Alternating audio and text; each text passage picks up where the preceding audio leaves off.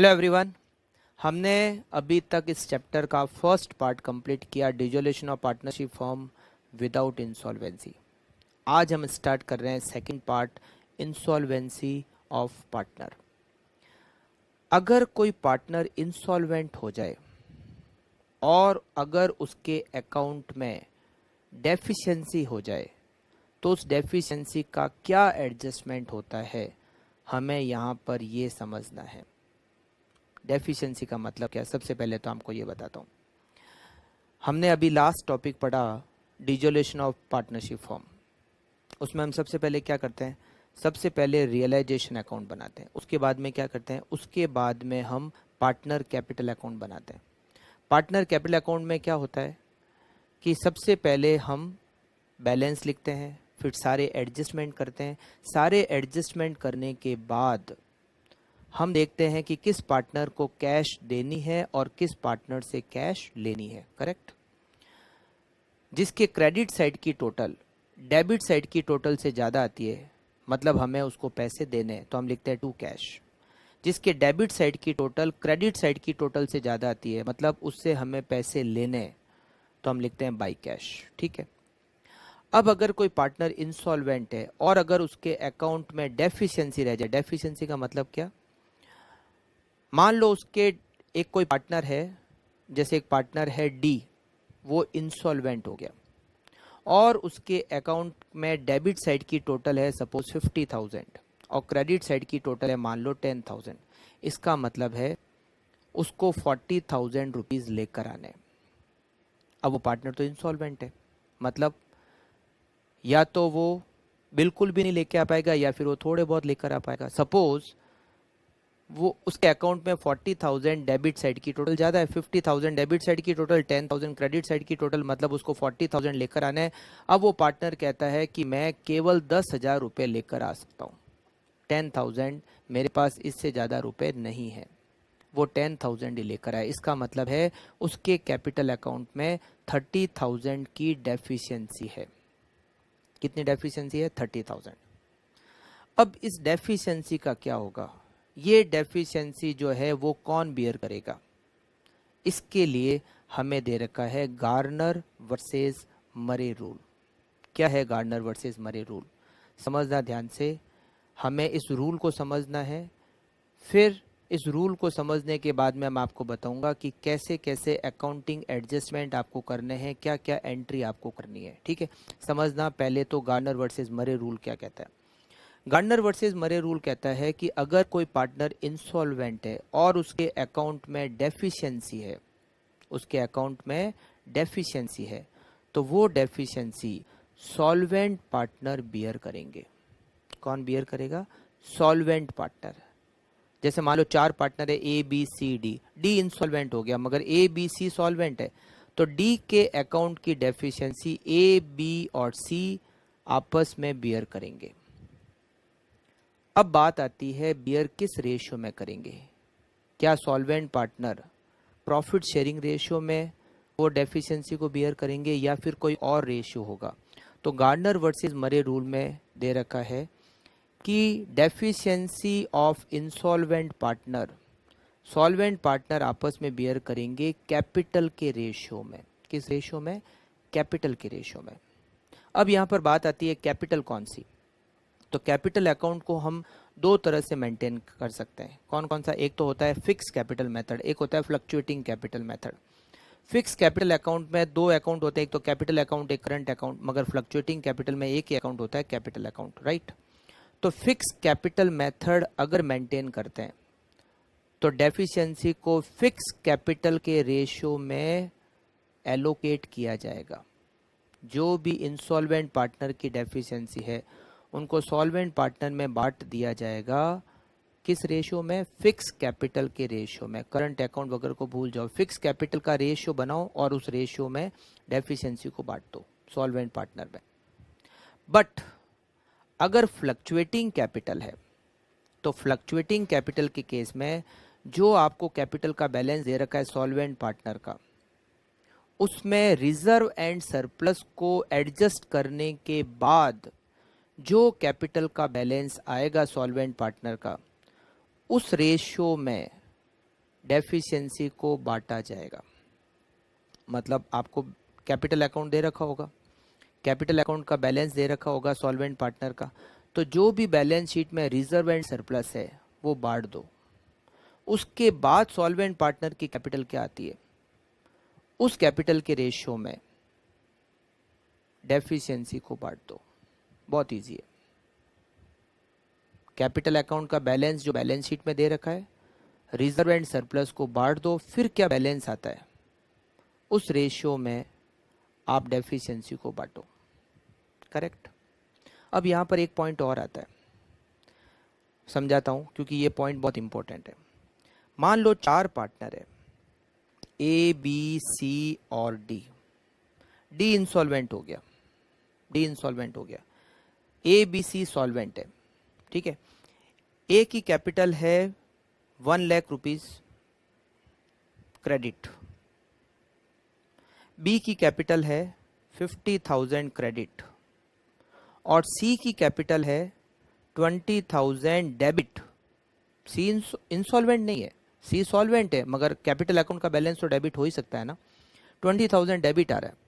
Reserve and surplus, ये हमने reserve and surplus बांटे।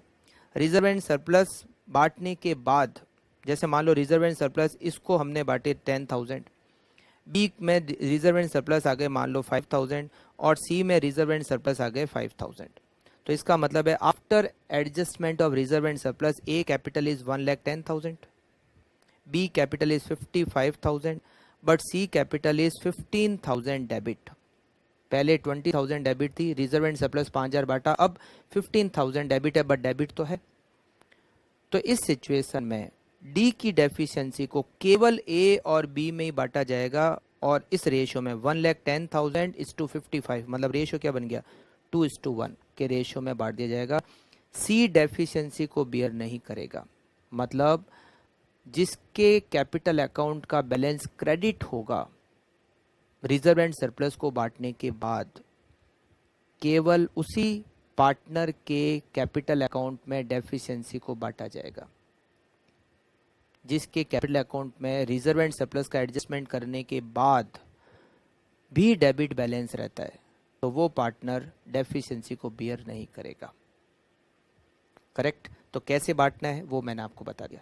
दूसरा रूल, दूसरा पॉइंट ये बताया था उन्होंने गार्डनर वर्सेस मरे रूल में कि जो रियलाइजेशन का लॉस आता है, अगर रियलाइजेशन का लॉस आता है तो सॉल्वेंट पार्टनर रियलाइजेशन का लॉस कैश में लेकर आएंगे। सॉल्वेंट पार्टनर रियलाइजेशन का लॉस कैश में लेकर आएंगे। ये दे रखा था गार्डनर वर्सेस मरे रूल में। तो बहुत सिंपल है, गार्डनर वर्सेस मरे रूल ये कहता है कैपिटल के रेशियो में बांटो, fix capital, fluctuating capital. Fix capital के केस में फिक्स कैपिटल के रेशियो में, और फ्लक्चुएटिंग कैपिटल के केस में कैपिटल का बैलेंस जो दे रखा है उसमें रिजर्व एंड सरप्लस का एडजस्टमेंट होने के बाद जो कैपिटल का रेशियो बनेगा उस रेशियो में आपको डेफिशिएंसी को बांटना है। रियलाइजेशन लॉस को सॉल्वेंट पार्टनर कैश में लेकर आएंगे। करेक्ट। ये था गार्डनर वर्सेस मरे रूल। बहुत सिंपल है। प्रॉफिट शेयरिंग रेशियो में डेफिशिएंसी को मत बांट देना, प्रॉफिट शेयरिंग रेशियो में डेफिशिएंसी नहीं बांटी जाती। करेक्ट। अच्छा, अब यहां पर एक पॉइंट और है, अकाउंटिंग एडजस्टमेंट कैसे होता है। इसकी पहले मैं आपको एंट्री समझाता हूँ। वैसे एंट्री तो अपने काम की नहीं, क्योंकि जनरली हमें अकाउंट ही बनाना होता है, मगर फिर भी आप को एक बार एंट्री समझाता हूँ।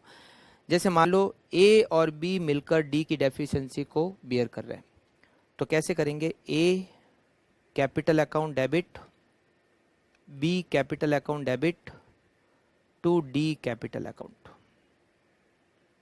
मतलब सॉल्वेंट पार्टनर जो जो डेफिशिएंसी को बियर करे उनको डेबिट करोगे, और इंसॉल्वेंट पार्टनर की इंसॉल्वेंट पार्टनर के कैपिटल अकाउंट को क्रेडिट करोगे। तो A account debit, B account debit to D account, ये एंट्री हो जाएगी। अब कैपिटल अकाउंट में कैसे करोगे, जैसे हम लिखते हैं पार्टनर कैपिटल अकाउंट, तो ए बी सी और डी, मान लेते हैं 4 पार्टनर है ना, ए बी सी और डी। तो यहाँ हम लिखेंगे बाई, इस एंट्री का इफेक्ट बता रहा हूँ मैं आपको, केवल इस एंट्री का इफेक्ट, यह आएगा by A capital, by B capital, और किस में लिखेंगे, मान लो ये बियर करता है 10,000 ये करता है 5000 और ये टोटल डेफिशिएंसी है मान लेते हैं 15000। तो ये एंट्री आएगी बाई ए कैपिटल, डी में लिखेंगे 10000 और यहाँ लिखेंगे 5000। फिर यहाँ लिखेंगे टू डी कैपिटल, ए में लिखेंगे 10000 और बी में लिखेंगे 5000। तो बहुत इजी है, केवल ये इस रूल को ध्यान में रखना है कि ये गार्नर वर्सेस मरे रूल क्या है। अब क्वेश्चन जो आएगा कैसे सॉल्व करना है, आपको सबसे पहले तो क्वेश्चन में रियलाइजेशन अकाउंट बनाना है। जब आप सॉल्व करोगे तो सबसे पहले क्या करोगे, रियलाइजेशन अकाउंट। रियलाइजेशन अकाउंट कैसे बनाना है, बहुत सारे क्वेश्चन हमने सॉल्व किए, बस उसी तरीके से बनाना है, कोई चेंज नहीं रियलाइजेशन अकाउंट में। वैसे ही एसेट को ट्रांसफ़र करना, लाइबिलिटी को ट्रांसफ़र करना, एसेट्स को डिस्पोज करना, लाइबिलिटी का पेमेंट करना, और सबसे लास्ट में रियलाइजेशन प्रॉफिट या लॉस को कैलकुलेट करना। उसके बाद में क्या बनाओगे, partner capital account. Opening balance लिखोगे बैलेंस शीट से, करंट अकाउंट है तो करंट अकाउंट को भी ट्रांसफ़र कर दो, करेक्ट। रिजर्व एंड सरप्लस है तो रिजर्व एंड सरप्लस को बांट दो, by general reserve, by capital reserve, जो भी रिजर्व एंड सरप्लस है उसको बांट दो। उसको करने के बाद रियलाइजेशन का लॉस लिखो या प्रॉफिट जो भी है तो वो लिखो। अगर रियलाइजेशन का लॉस आता है तो सॉल्वेंट पार्टनर उसको कैश में लेकर आएंगे, अपने शेयर को, है ना। जैसे मान लो ए को रियलाइजेशन लॉस हमने बांटा 5000, तो ए 5000 लेकर आएगा। रियलाइजेशन लॉस का जो उसका शेयर है वो कैश में लेकर आएगा, ठीक है। तो रियलाइजेशन लॉस अगर आता है, क्योंकि ज़्यादातर ऐसी सिचुएशन में रियलाइजेशन में लॉस आता है, अगर प्रॉफिट आता है तो बाई साइड में लिखोगे, फिर उसको ऐसा नहीं कि आप उसको कैश में पे कर दो, ठीक है। तो रियलाइजेशन लॉस अगर आता है तो टू साइड में लिखोगे और उसको सॉल्वेंट पार्टनर कैश में लेकर आएंगे तो बाई कैश, ठीक। उसके बाद में सबसे लास्ट में सारे एडजस्टमेंट करने के बाद आप जो इंसॉल्वेंट पार्टनर है उसके अकाउंट की डेफिशिएंसी कैलकुलेट करोगे। डेफिशिएंसी क्या होगी, पहले डेबिट साइड की टोटल करोगे, फिर क्रेडिट साइड की टोटल करोगे। श्योर है कि डेबिट साइड की टोटल क्रेडिट साइड की टोटल से ज़्यादा होगी, तभी डेफिशिएंसी आएगी। तो वो डेफिशिएंसी कैलकुलेट करोगे और फिर उसको एलोकेट करोगे। फिक्स कैपिटल मेथड है तो फिक्स कैपिटल के रेशो में, और अगर फ्लक्चुएटिंग कैपिटल है तो मैंने आपको बताया कैपिटल में रिजर्व एंड सरप्लस का एडजस्टमेंट करने के बाद जो कैपिटल आएगी सॉल्वेंट पार्टनर की, उस रेशो में बांटना है। मगर जिसके क्रेडिट बैलेंस आता है, डेबिट बैलेंस आता है, उसको हटाई दो उस पार्टनर को, उसमें डेफिशिएंसी बांटी नहीं जाएगी। फिर डेफिशिएंसी को हमने जो एलो, जैसे ये अभी एंट्री की A account debit, B account debit, तो उसका इफेक्ट दे दो पार्टनर कैपिटल अकाउंट में, और सबसे लास्ट में जाके आप पार्टनर के कैपिटल अकाउंट का सेटलमेंट कर दो। इंसॉल्वेंट पार्टनर के कैपिटल अकाउंट का तो एडजस्टमेंट हो ही जाएगा, फिर जो सॉल्वेंट पार्टनर है उनके अकाउंट का सेटलमेंट कर दो। मतलब या तो उनसे कैश ले लो या फिर इनको कैश पे कर दो, तो या तो बाई कैश या टू कैश, और इस तरह से कैपिटल अकाउंट हो जाएगा ख़त्म। फिर आपको करना है कैश अकाउंट। कैश अकाउंट जैसे नॉर्मली बनाते हैं, ओपनिंग बैलेंस लिखो कैश एंड बैंक का, फिर रियलाइजेशन से एंट्री लिखो, फिर पार्टनर कैपिटल अकाउंट से एंट्री लिखो, और लास्ट में जाके कैश अकाउंट क्या होगा, मिल जाएगा, और अपना काम ख़त्म।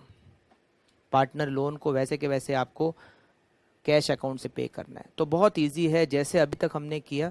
बस कोई पार्टनर इंसॉल्वेंट होगा, उसकी डेफिशिएंसी को कैलकुलेट करना है, सॉल्वेंट पार्टनर में बांटना है, बस इतना सा एक्स्ट्रा एफर्ट आपको करना है और कुछ नहीं। और फिर तो इतने सारे क्वेश्चन करेंगे तो आपको ये कॉन्सेप्चुअली क्लियर हो ही जाएगा, ठीक है। बहुत इजी है।